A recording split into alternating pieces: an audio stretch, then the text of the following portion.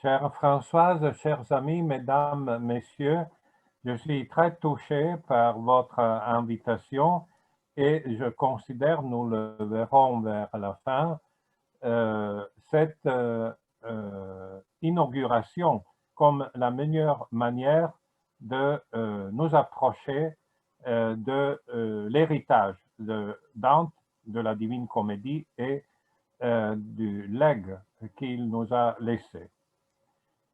L'ouverture des célébrations qui commémorent le 5e centenaire de la mort de Dante est chargée de responsabilités, sur lesquelles Carlo Dioniziotti exerça son attention dans l'essai Varia Fortuna di Dante, publié en bilan du précédent centenaire de la naissance, 1965. Et je ne peux que souscrire, d'autre part, à ce qu'André Pézard, mon illustre prédécesseur au Collège de France, écrivit dans l'avertissement à son volume, aujourd'hui encore indispensable, des œuvres complètes. Je le cite. Il faut enfin refermer les éditions savantes, éclore les yeux, arriver à la traduction sans parole française, presque sans parole italienne, écrite en cette langue qui est une en tous. Il cite Paradis 14. Et ne se parle qu'avec tout le cœur. La langue de la mémoire, des prières muettes et de la contemplation. Fin de citation. Le temps des bilans n'est pas encore venu, c'est plutôt celui des prémices, enracinées dans l'héritage des multiples lectures des œuvres de Dante que nous ont laissé les siècles. Pour comprendre l'infini prélude que représente chaque commentaire, citons Paradis 30. Puis Béatrice ajouta, le fleuve et les topazes qui passent et repassent, et le rire des herbes sont une annonce ombreuse, umbriferi prefazi, de leur vrai. Non que ces choses soient en soi imparfaites, mais le défaut vient de ta part, car tu n'as pas la vue encore assez puissante. C'est ce que Béatrice dit dans le texte de Dante, mais nous pouvons le répéter pour nous-mêmes. Notre vue n'est pas encore assez puissante. Mais la comédie est elle-même une longue préfaction, comme nous l'a enseigné la tradition exégétique. Prenons par exemple les commentateurs comme Tommaseo, ombreuse, umbriferi. Tommaseo nous dit, d'abord ils ombrent ce qu'ils sont vraiment, puis ils apparaissent. Nous sommes encore dans cette ombre, en réalité. L'ascension de Dante est entièrement marquée par cet accroissement de la vision et surtout dans la vision. Quelques vers plus loin, il dira « En me penchant sur l'onde qui s'écoule pour nous rendre meilleurs ». Pour nous rendre meilleurs, vers magnifiquement glosé par Cristoforo Landino qui nous dit « Quand la pointe des cils but de cette eau le fleuve qui me paraissait s'étendre en longueur, me sembla rond. Dante démontre ainsi que les hommes qui n'ont pas encore été touchés par la grâce éclairante voient uniquement que ces choses procèdent et dérivent de Dieu sans s'apercevoir qu'elles retournent à Dieu.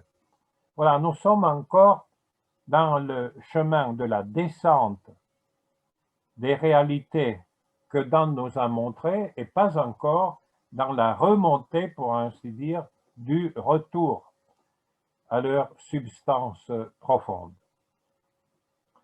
Il ne s'agit donc pas de mieux voir, au contraire, à vouloir trop voir, on finit par être ébloui.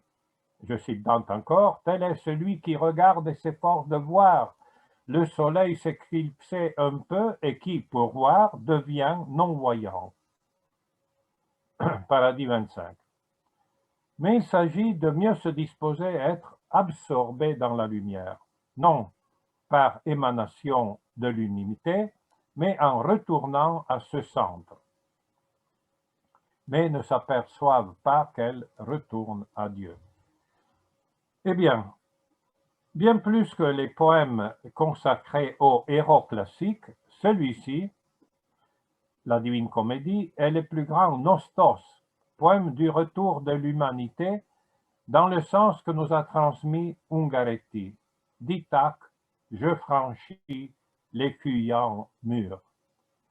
Il n'y a pas un mur si stable qu'on puisse dire, on l'a franchi. Non, la Divine Comédie, plus nous avançons, puis elle s'éloigne dans sa vérité. Il ne s'agit pas de retourner à une origine, à Ithaque, mais à un toujours qui ne cesse de croître sans jamais se tarir, comme Dante le dit au Purgatoire, qui, rassasiant de soi, affame de soi. Revenir à un au-delà que seule la résurrection finale des corps parachèvera dans la plénitude de la loi, et je reviendrai sur ce vers que je cite d'ores et déjà pour justifier ce que nous irons entendre, en alléluia de leur voix retrouvée. En alléluia de leur voix retrouvée. Purgatoire 30. Les bienheureux ne se contentent pas de vivre dans leur lumière. Ils désirent en effet retrouver le corps terrestre qu'ils ont perdu.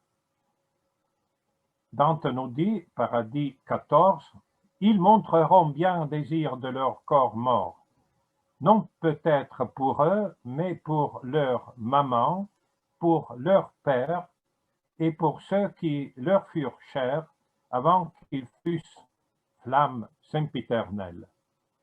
C'est dans ce sens d'ultériorité révélatrice qu'il convient de lire, me semble-t-il, le célèbre passage de Paradis 30.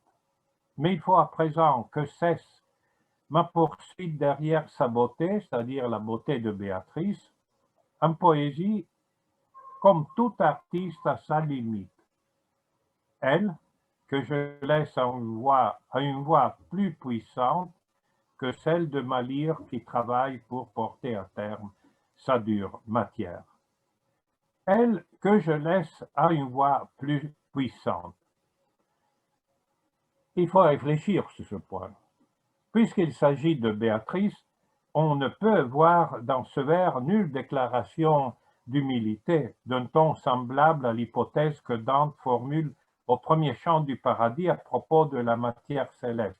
Je le cite, « Après moi, peut-être, avec des mots meilleurs, on saura prier Syrah pour qu'elle réponde. » Il s'agit plutôt de la dernière intimation et épiphanie divine de Purgatoire 30-13, le jour du jugement et de la résurrection des corps. Je reviens à Béatrice pour dire, comme j'avais commencé, qu'il ne s'agit pas d'une déclaration d'humilité ou d'impuissance de la part de Dante, mais il s'agit plutôt du fait qu'il reconnaît que le jour du jugement et de la résurrection des corps révélera la beauté accomplie de Béatrice. Donc, il ne peut pas la chanter complètement maintenant parce qu'elle sera encore plus pleine de gloire le jour du jugement dernier, l'ultima justitia, comme Dante le dit.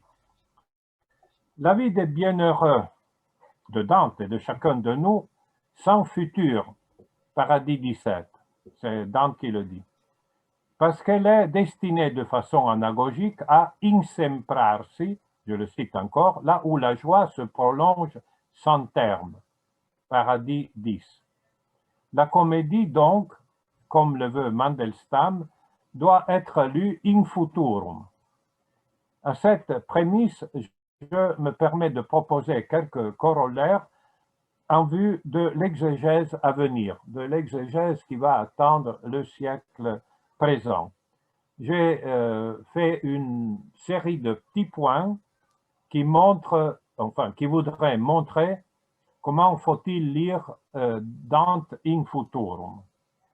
D'abord, il s'agit, je dirais, au niveau le plus littéral, de prendre sérieusement le terme « elle sans futur ».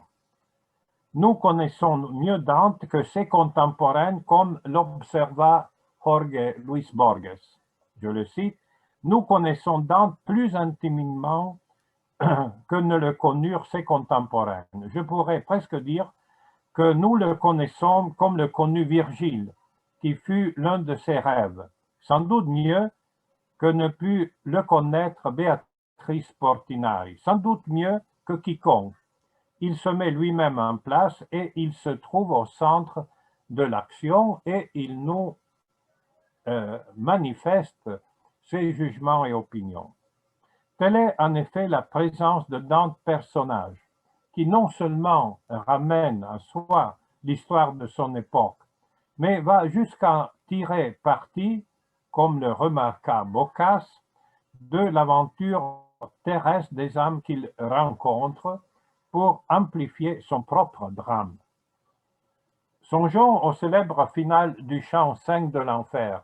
Il ne s'agit pas seulement de Paolo et Francesca, mais aussi de Dante. Et je tombais comme tombe un corps mort. Le dernier vers du chant met en premier plan, non pas les âmes des damnés, mais le drame de Dante même. Tel est encore le statut des commentaires. Toutes les gloses ajoutées au poème par ses traducteurs et ses commentateurs font désormais partie de la comédie. Comment pourrait-on lire aujourd'hui l'adieu de Béatrice à Dante, sans l'interprétation qu'a livrée Borges de l'enjambement si lointain qu'il paraissait? C'est un enjambement de mélancolie infinie. Et nous pourrions dire, comme le voulait Lévi-Strauss, que chaque version du mythe fait partie du mythe même.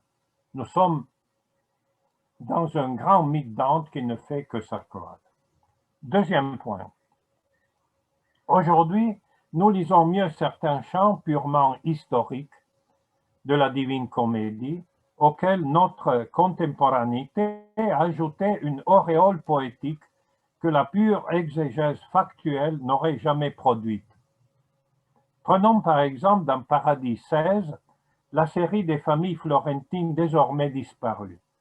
À l'illustration historique et érudite, faite par Cacciaguida, qui éclaire l'histoire de ce lignée éteinte et pour nous inerte, inconnue, se superpose et, je dirais, prévaut la raison poétique qui, en partant de la considération de tant de gens défaits, c'est le terme de Dante, contemple la mélancolique série de l'Ubisunt, de cette série de disparitions, dans un noble Verlöschen, au sens de Weber. De nombreux noms, devenus à présent une douloureuse litanie et toutefois un doux rythme de mémoire. Sacchetti, Giuochi, Fifanti et Barucci, Sizzi et Arrigucci.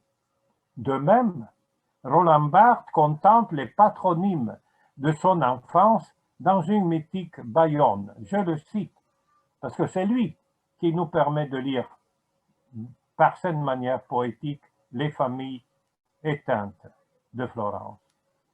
Une partie de son enfance a été prise dans une écoute particulière, celle des noms propres de l'ancienne bourgeoisie bayonnaise, qu'il entendait répéter à longueur de journée par sa grand-mère. Mesdames, Leboeuf, Barbé-Massin, Delay, Voulgre, Poc, Léon, Froisse, de Saint-Pastou, Pichonneau, de Lignerolles, Garance. Comment peut-on avoir un rapport amoureux avec des noms propres? Le nom, comme la voix, comme l'odeur, ce serait le terme d'une langueur. Désir est mort, le dernier soupir qui reste des choses. Roland Barthes. Ainsi, l'aspect pierreux du poème s'est-il grandement accru depuis l'allusion canonique aux lyriques pierreuses de Dante, grâce à la lecture ardente et tourmentée, au XXe siècle, de Flannery O'Connor, grande romancière américaine qui, au cœur de son journal de prière, s'arrête sur le seuil de grâce et de tourment qu'est l'entrée dans le purgatoire, décrite par Dante avec un expressionnisme cru. Nous y allâmes. Et le premier degré était de marbre blanc, si lisse et si poli, que je m'y voyais comme dans un miroir.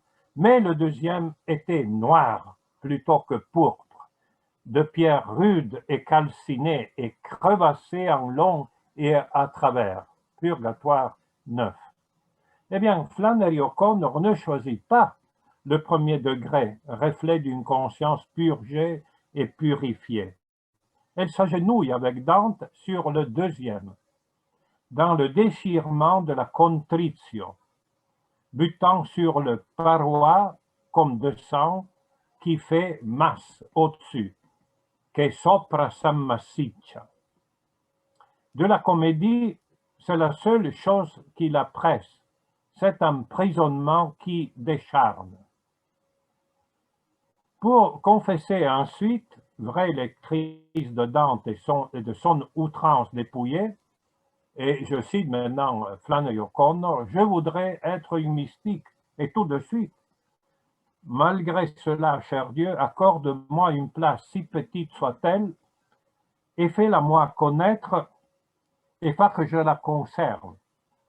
Si je suis celle à qui il revient de laver chaque jour la deuxième marche, fais-le moi savoir, et fais que je la lave d'un cœur débordant d'amour. Cette marche terrible, noire plutôt que pourpre, de pierre rude et calcinée et crevassée en long et en travers. Avançons encore. Dans une même mesure, les poésies de Mandelstam, le grand interprète de Dante, entretien sur Dante, ont débarrassé l'exil dantesque de toute voile pathétique pour le replonger dans la solitude cosmique du genre humain. La formule qui conclut et résume l'entretien sur Dante, je le cite, étudier Dante dans l'avenir, ce sera, je l'espère, étudier la relation d'un texte à son envol, marque la nature même de la poésie de Mandelstam. La présence grandissante de Dante pendant et après la composition de l'entretien sur Dante, au cœur de ses ultimes poèmes, à la veille de l'exil, de la prison et de la mort. Et je le cite ici, c'est l'un des vers les plus extraordinaires. Je suis égaré dans le ciel, que faire? Me répond quiconque en est tout près. Puis, aisément, chez Dante, les 9 sphères, ces disques d'athlètes retentissaient, s'essoufflaient, noircissaient ou bleuissaient. En ces 2 dernières années de sa vie, assigné à la maison de repos des syndicats Samantika, Mandelstam n'emportera que 3 livres, Dante, Pouchkine, Klebnikov. Il sera arrêté le 2 mai 1938 pour être envoyé à Vladivostok dans un camp de transit pour la Kolyma, où il n'arrivera pas car il mourra à l'infirmerie du camp le 27 décembre 1938. Dans un granuleux granit, lui aussi, de l'isolement et de la persécution, Dante devient l'emblème même de la pureté dans l'exil, de la dignité dans la mort, exactement comme si c'est un homme de Primo Levi. Chez les 2 auteurs et témoins, la comédie joue le même rôle, et je cite encore Mandelstam, ses poèmes. du haut d'inhumains escaliers, devant des palais tout en angle. Alighieri pouvait chanter plus intensément sa Florence avec des lèvres fatiguées. Chez les gens, comme à une flamme, se réchauffe à leur vin, leur ciel. Puis elle nourrit d'un pain âcre les signes blancs qui la harcèlent. En effet, ni Mandelstam ni Lévy n'aboutissent avec Dante à la rédemption de l'enfer humain. Entendre le chant d'Ulysse ne libère pas Piccolo de Auschwitz. Toutefois, en le comprenant, il transcende l'enfer et par là même le vin. Quatrième point. Aussi, Dante est toujours plus européen et universel.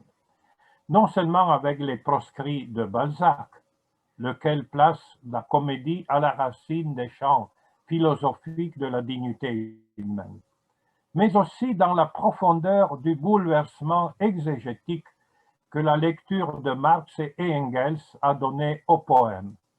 Marx citait Dante en italien, tout en ayant à sa disposition une belle traduction allemande. Dans la préface au Capital, et puis surtout dans le manifeste, Engels nous écrit, quand il donna la préface à l'édition italienne, il écrivait en italien. Le manifeste rend pleinement justice à l'action révolutionnaire que le capitalisme eut autrefois. La première nation capitaliste fut l'Italie. La fin du Moyen-Âge féodal, l'ouverture de l'être capitaliste moderne se caractérise par une figure colossale, celle d'un Italien, Dante, à la fois le dernier poète du Moyen-Âge et le premier poète moderne. Aujourd'hui, comme au XIVe siècle, une nouvelle ère historique se profile. L'Italie nous donnera-t-elle un nouveau Dante qui marque l'heure de naissance de cette nouvelle ère prolétaire? Londres, le 1er février 1893. Marx était mort 10 ans auparavant.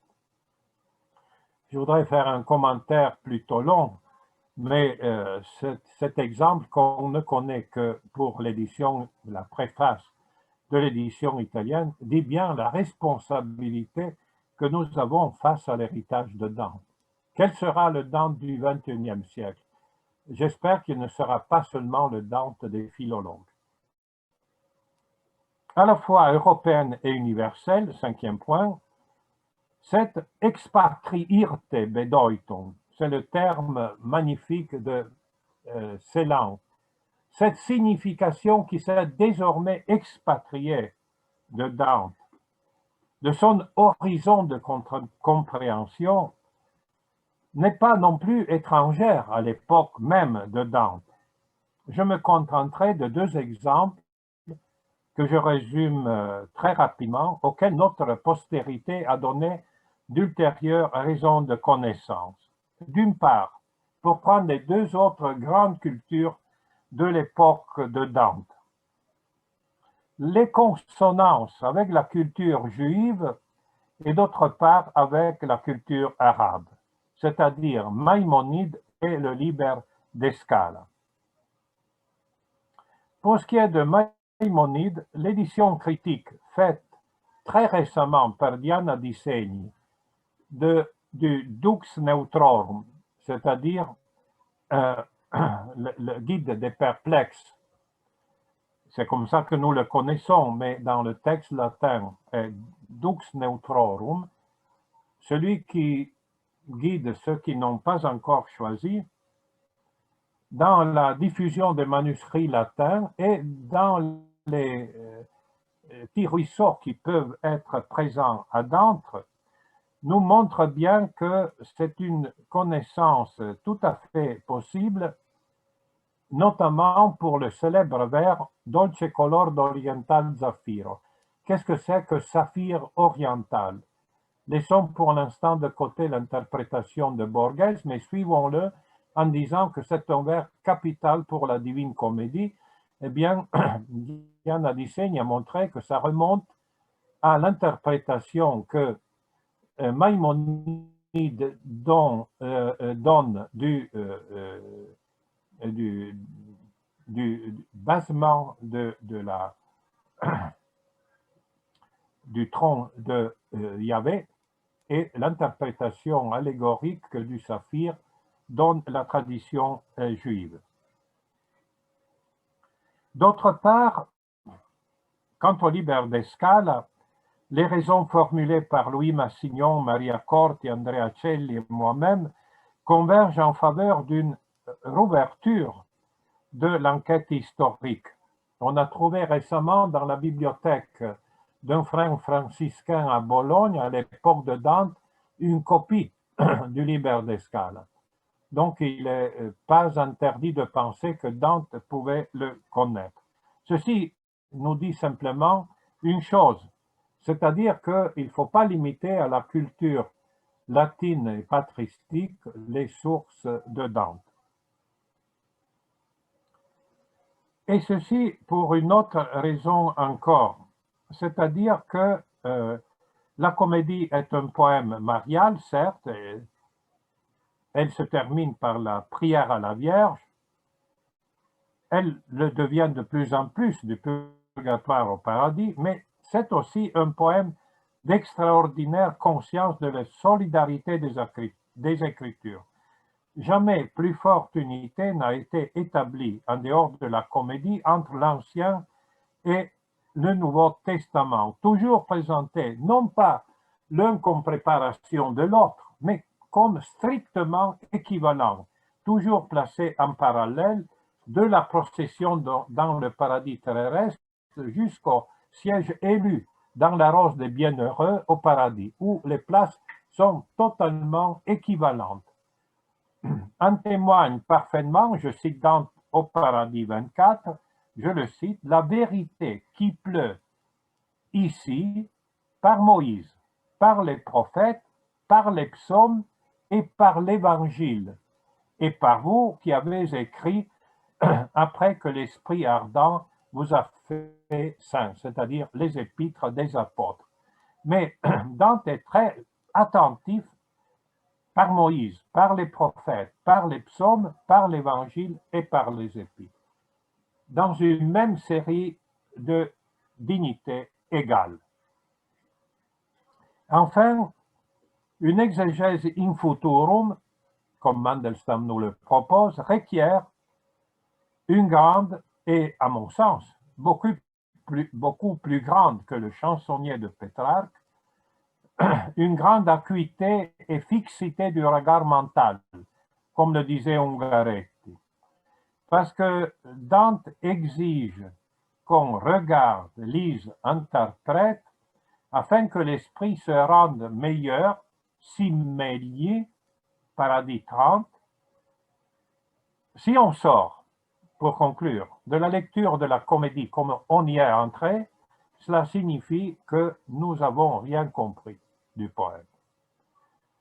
Une telle exégèse inclut, et là je le souligne, la mémoire des gestes quotidiens, héraldiques dans leur isolement, et qui sont élevés par la Divine Comédie à une absolue poétique qui se refuse à l'imitation et exige l'icône.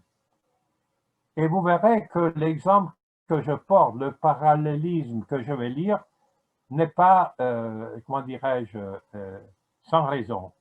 Prenons d'abord Saint Bernard qui fait signe à Dante, voir Béatrice et tant de bienheureux joignant les mains vers toi pour mes prières, afin qu'elles soient mieux reçues par la Vierge. Et prenons maintenant la continuité de ce geste héraldique. L'infini n'est pas étendu, mais profondeur. C'est où descend une vie qui se voue à l'absolu du nôtre. C'est la lumière qui naît de leurs mains jointes dans la nuit. C'est le texte d'Yves Bonnefoy. Et ce n'est pas un parallélisme, mais au contraire, ce texte, Ensemble, la musique et le souvenir, tiré de Ensemble encore, nous rappelle, à propos de ces mains qui se joignent en adoration, le film qu'il avait tourné en 1955, Royaume de ce monde, film de Roger Livet, avec les textes de Yves Bonnefoy sur les annonciations du XIVe siècle qui sont pleines. C'est un court-métrage émouvant, plein de vierges en prière qui se retirent. Et ce geste iconique est resté évidemment jusqu'à la fin, 1916, dans l'esprit d'Yves Bonnefoy. Donc, chaque geste de la Divine Comédie est devenu une icône. Et enfin, pour conclure vraiment, et puisque nous sommes en Corse et que j'ai une grande vénération pour le groupe que je vais citer, il faut dire que la Divine Comédie est un poème pour la voix humaine, au sens profond que Poulenc donna à la pièce de Cocteau, un poème pour la voix humaine, qui occupe la scène entière de l'enfer, puisque dans l'absence totale de lumière, dans les ténèbres de la damnation, le pèlerin ne peut rien voir et donc rien reconnaître par les yeux. Seules les voix des âmes savent manifester le grain de l'identité, comme Roland Barthes l'aurait dit. Je le cite en italien parce qu'il faut suivre aussi, comme nous verrons, du reste les chanteurs le feront en italien, je dirais presque le plissé, dirait Barthes, de cette voix. Poiché la voce fu restata e quieta, mossi la voce, o anime affannate. Assai la voce lor chiaro l'abbaia, onde una voce uscì dell'altro fosso, mugghiava con la voce dell'afflitto. Ces voix deviennent au purgatoire et au paradis les lieux mêmes de rachat et de salut pour l'humanité entière. Vol et chants, prières et hymnes. Pensons simplement à quelques vers célèbres. La prima voce che passò volando, Purgatoire 13. In voce assai più che la nostra viva, e nelle voci del cantar Osanna. Diverse voci fan dolci note. Et puis, la primauté de la voix. Più dolci in voce che in vista lucenti. Nous sommes ici au 10e chant du paradis. Et même si la lumière est éblouissante, la voix est plus importante encore. Più dolci in voci che in vista lucenti.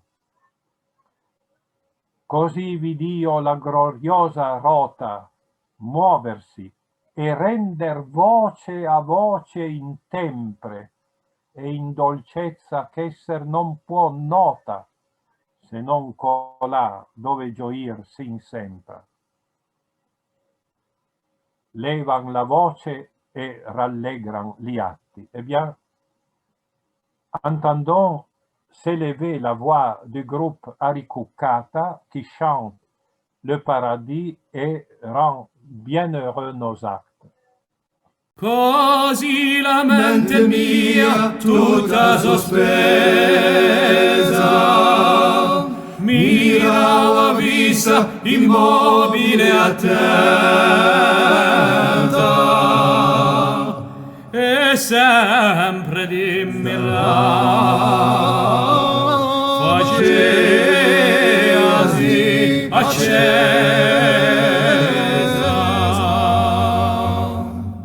a quella luce cosa si diventa,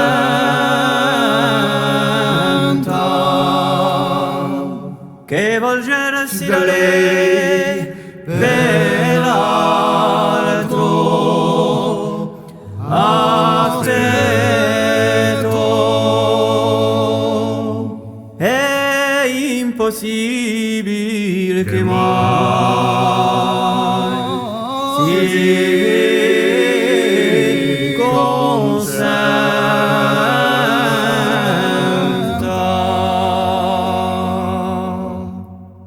Però quel ben che del volero lieto,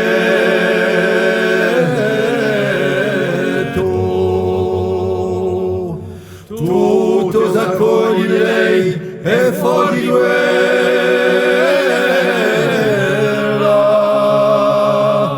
ed è vettivo gio che lì perfetto.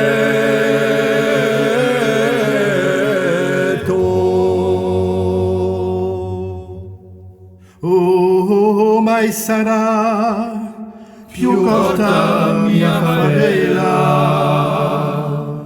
pura che io ricordo che tu fate, che bagno con la lingua alla mamera. Non perché più con semplice sembiante fosse nel vivo lume che io miravo, che tale sempre qua sarà davanti,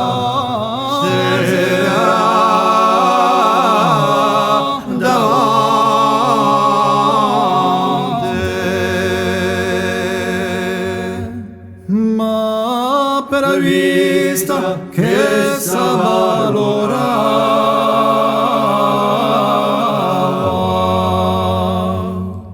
in me guardando una sola parvenza,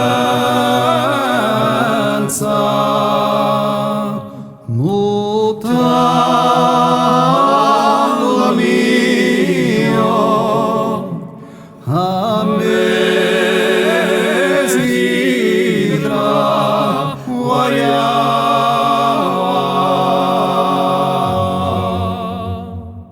Nella profonda e chiara sussistenza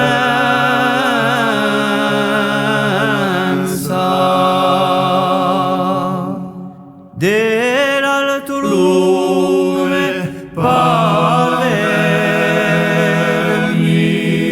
tre giri di tre colori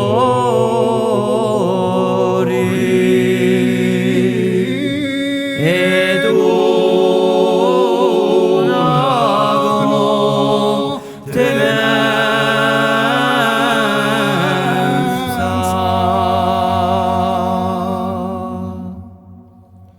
e l'un dall'altro come i rigari,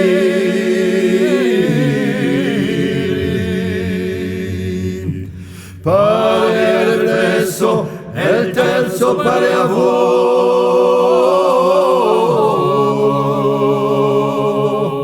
che qui c'è qui ugualmente si spiri.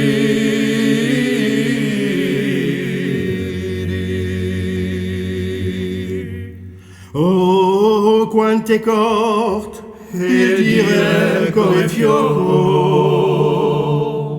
al mio concetto e questa quel che vidi, e tanto che non basta a dicer Oh, luce eterna che sola in te siede, sola t'intendi ed ade intelleta, e intendente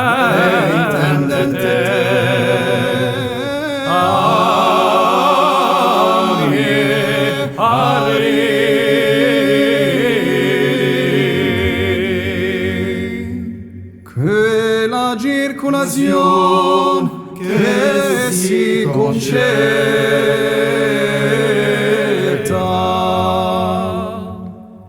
pareva in te come l'ume riflesso dagli occhi miei al quanto gir cospetta dentro da sé del suo colore stesso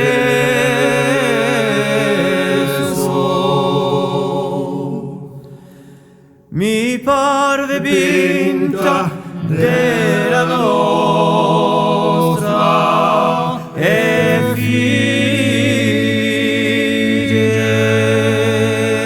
effigie perché il mio viso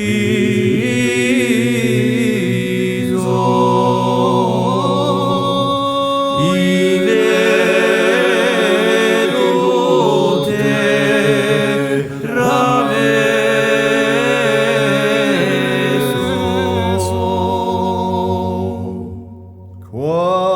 qual è il geometra che tutto s'affigge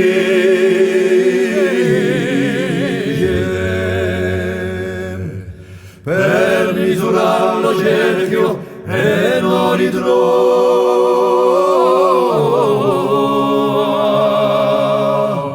passando quel principio onde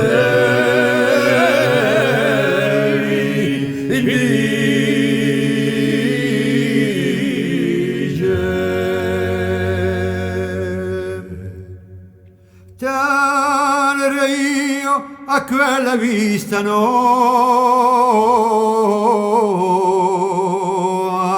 vedere voleva come si convene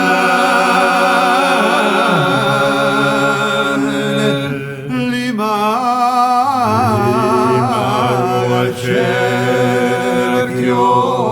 e come mi si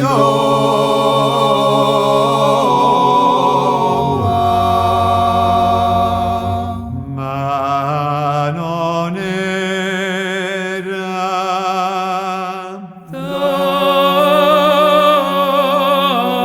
ciò le proprie penne se non che la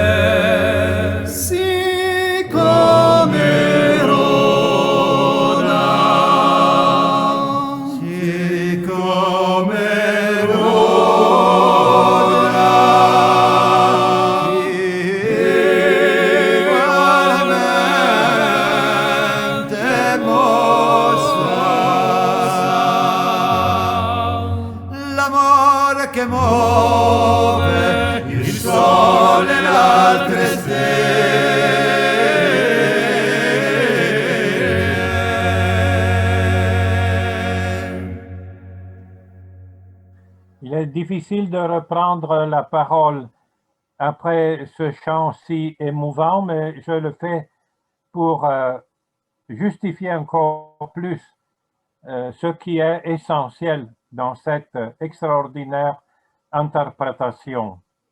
À savoir, il faut remercier le groupe Arikukata pour nous avoir restitué la structure la plus profonde du poème, la voix.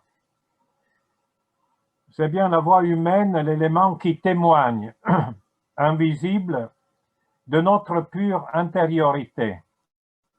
Voix qui a le ton de l'esprit et qui sera notre sceau et la garantie de notre identité au grand moment final de la résurrection des corps.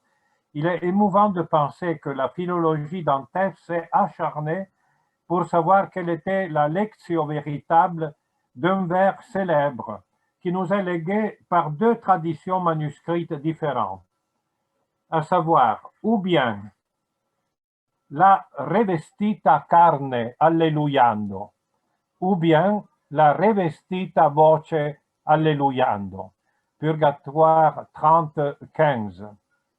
Il y a toute une tradition, notamment les deux éditeurs critiques au XXe siècle, Scartazzini et Vandelli, qui prônent pour revestita carne en disant que la résurrection à la fin des siècles est de la chair et non pas de la voix. Et puis c'est la chair qui enveloppe le squelette et pas la voix. Mais par d'autres arguments plus puissants, Giorgio Petrocchi et Anna Maria Chiavacci ont bien montré qu'il est opportun de choisir voce, non pas seulement pour les arguments philologiques qu'ils nous débitent, mais surtout, et l'ensemble Arikukata nous le confirme maintenant, pour une raison plus profonde, puisque l'éternité même est un grand cœur comblé d'harmonie.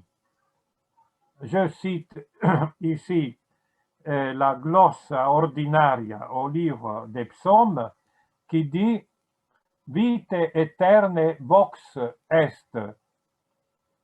La voix de la vie éternelle est « Omnis spiritus laudet Dominum ». Chaque bienheureux qu'il dresse la louange de Dieu. Mais Dante ne disait pas différemment. La dolce sinfonia di paradiso, Paradis 21.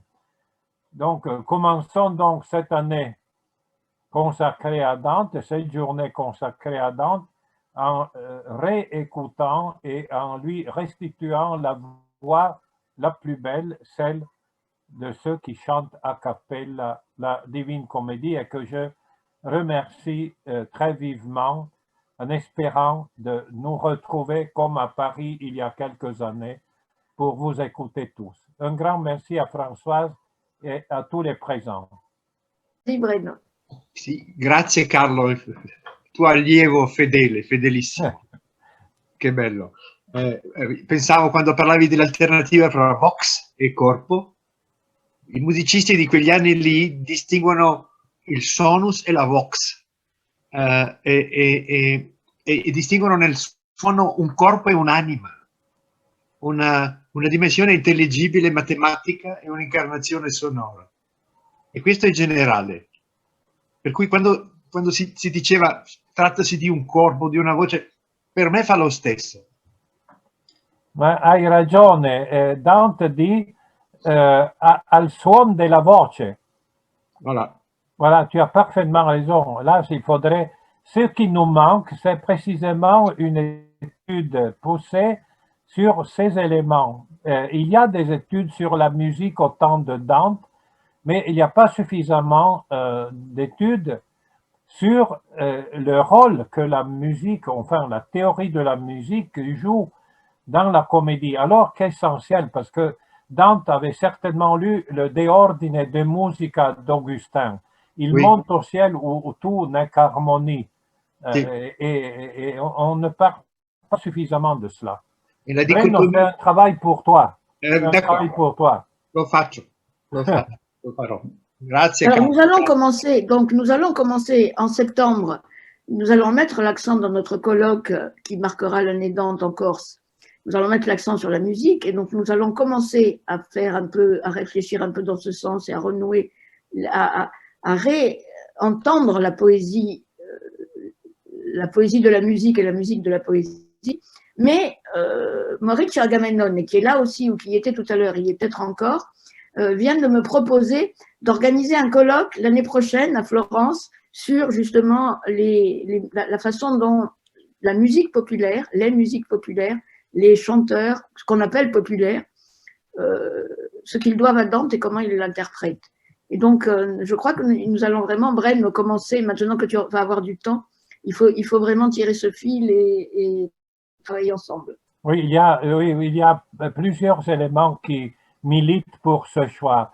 Et l'un d'entre eux, c'est ce que François et son groupe nous ont montré, c'est-à-dire qu'avec une rima interzata, c'est-à-dire le fait qu'un vers devient une espèce de leitmotiv promoteur des rimes qui vont être enchaînées, est évidemment très mnémonique. Et comme il le chante, montre bien comment Dante devait être interprété à l'époque. Donc, c'est absolument fondamental. Moi, je pense que Dante n'aurait pas été, si j'ose parler, tu m'entends, Carlo? Oui, tout à fait, oui. En écoutant les chanteurs, je me suis dit que Dante n'aurait pas été très choqué parce que ce genre de polyphonie, il entendait depuis, il devait le connaître parce qu'il y a une forme qui est très proche de ça dans le répertoire de Notre-Dame de Paris et c'est le conductus. Le conductus est une forme de polyphonie homophone, je ne dis pas verticale parce que ça reste horizontal, mais c'est une polyphonie syllabique qui n'est pas très loin de celle-ci et surtout elle intercale des mélismes qu'on appelle caude à la fin des vers. C'est exactement ce qu'ils ont fait. Et je pense qu'ils n'auraient pas été choqués d'écouter ce qu'on vient d'entendre. Je crois qu'ils seraient contents.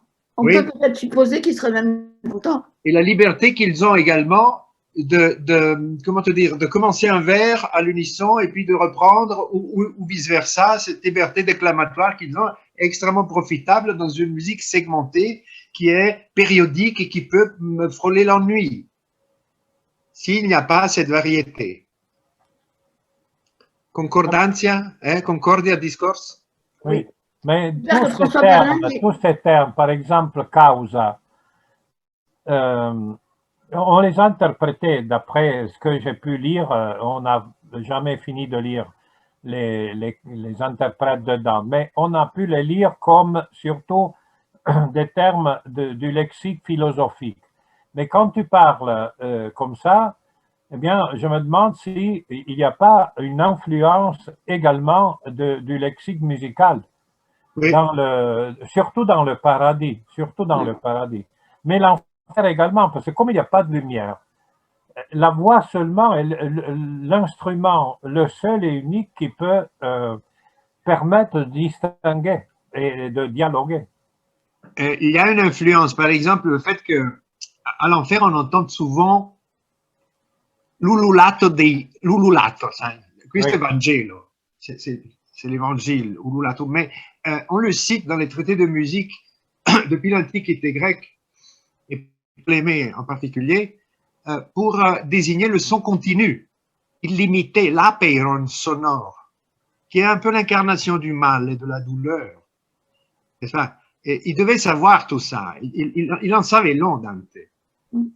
Je pense qu'il en savait long surtout sur la musique, la musique intelligible, l'harmonie intelligible qui est au-delà de l'harmonie sonore. En tout cas, tout se passe au niveau de cette dichotomie entre une harmonie incarnée et une harmonie intelligible qui est le modèle et qui se traduit on ne sait comment dans ce que tu perçois par l'oreille. Il a dû lire Albert le Grand parce que chez Albert le Grand, il y a cette dichotomie sonus vox. L'harmonie que tu perçois par les oreilles et la traduction sensible de normes d'une arithmétique qualitative choisie. Et lui, il avait passé par les arts libéraux, il devait savoir tout ça, mais par cœur. Ah oui, c'est une piste formidable parce que Albert le Grand est le grand. Avec Saint Thomas, c'est vraiment les deux grands piliers pour Dante. Oui. Oui. Et à mon avis, il avait dû lire dans le Didascalicon de Hugues de Saint-Victor, dans le passage où il définit les 300 interprétations littérales, morales, anagogiques. Albert le Grand, Hugues de Saint-Victor, il en parle comme il parle des Saintes Écritures comme d'un instrument à cordes, hein, un luth, il ne précise pas, mais dont la caisse de résonance produit avec les cordes les 300 d'interprétation dans une polyphonie sonore. Et j'ai toujours enseigné les motéises rythmiques qu'on fait en France. Tu sais, où tu as un ténor grégorien, plein chant, et puis tu as 2-3 voix qui ont des textes différents qui viennent commenter. Et j'ai toujours dit qu'à mon avis, ça venait de là. C'était une incarnation des théories que Dante décrit dans la Lettera Grande, par exemple, si c'est lui qui l'a écrite, sur la polyphonie, la polysémie de l'écriture. Et il y a une valeur musicale là-dedans, du moins chez Hugues de Saint-Victor, qui est la source, qui est une des sources de la oui, non, ça c'est absolument fondamental. Ben, chère Françoise, le colloque est déjà démarré. Oui, hein. je vois que vous avez commencé. Ah non, mais Brenno, tu dois Oui. écrire un livre là-dessus. Tu dois écrire un livre. Oui. Le Didascalicon est vraiment fondamental pour Dante. Oui, il y a ce passage qui m'a toujours frappé. Il dit que c'est une caisse de résonance qui produit les 3 sens comme une polyphonie de sens qui sont en germe dans le sens, dans la Bible. La Bible est un symbole qui condense ces 3 sens, comme le ténor grégorien condense les parties polyphoniques. C'est Écoutez, formidable. nous allons continuer. Là, donc le colloque est commencé.